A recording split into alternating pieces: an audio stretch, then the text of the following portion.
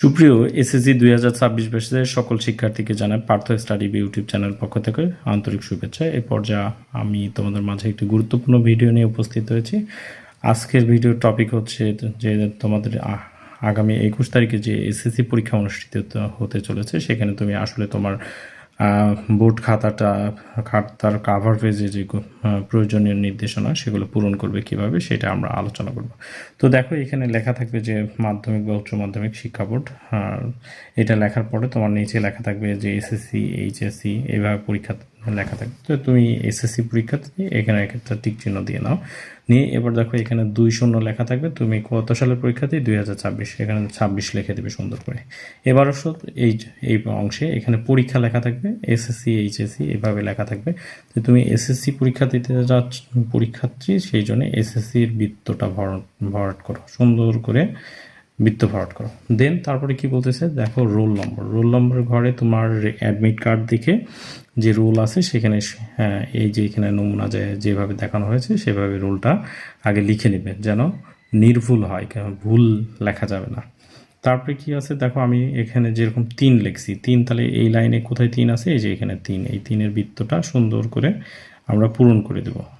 তারপরে কি আছে? 0, তাহলে এবার 0-র বৃত্তটা সুন্দর করে পূরণ করো, 0। তারপরে কত আছে? 2, এই যে 2-এর লাইন কোনটা? এটা 2, এখানে 2।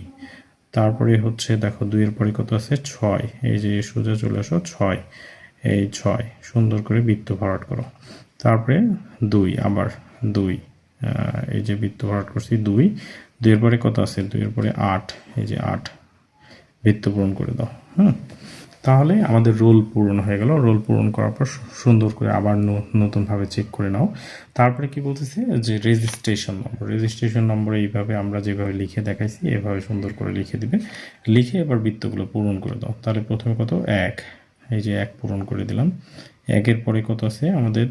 1-এর পরে এই ঘরে আছে 2, এখানে 2 বৃত্ত ভরাট করলাম, 2-এর বৃত্ত ভরাট করছি। 2-এর পরে আবার কত আছে? 2 পূরণ করছি। 2-এর পরে কত আছে? 5, এই যে 5-এর বৃত্ত ভরাট করলাম। 5-এর পরে কত আছে? 6, এই যে এখানে দেখো 6। তারপরে হচ্ছে এই ঘরে কত আছে? 8, এই যে এখানে 8। এইভাবে বৃত্ত লাইন বাই লাইন, কোনো একই লাইনে ডাবল বৃত্ত ভরাট করা যাবে না।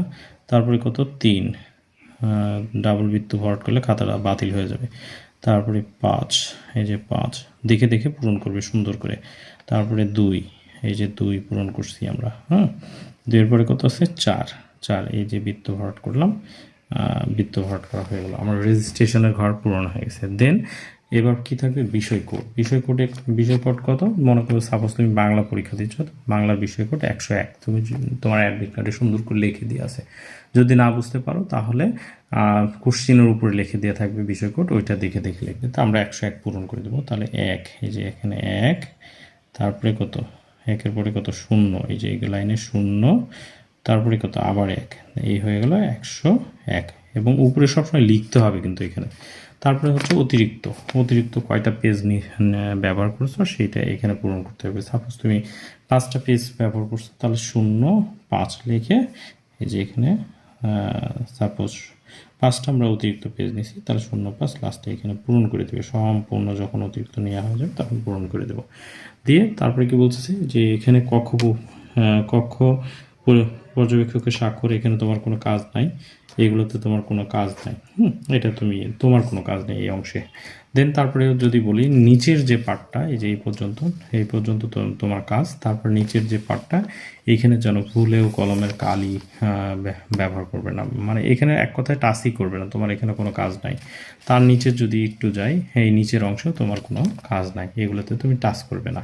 তারপরে খাতার এই পেজ উল্টানোর পরে তোমার যেখানে খাতাতে লেখা থাকবে, যেখান থেকে লেখা শুরু করো সেখান থেকেই লেখা শুরু করতে হবে। ওই পেজটা ফাঁকা দিয়ে যাওয়া যাবে না। বোঝা গেছে? এই ছিল আমাদের ছোট্ট একটা ভিডিও। তো ভিডিওটি ভালো লাগলে অবশ্যই ভিডিওতে লাইক দিয়ে সকলকে দেখার সুযোগ করে দাও, এবং পরীক্ষাকালীন আরও গুরুত্বপূর্ণ সব টিপস নিয়ে আমরা উপস্থিত হব। তো চ্যানেলটির সাথে যুক্ত থাকো পরবর্তী সকল আপডেট পাওয়ার জন্য। ধন্যবাদ।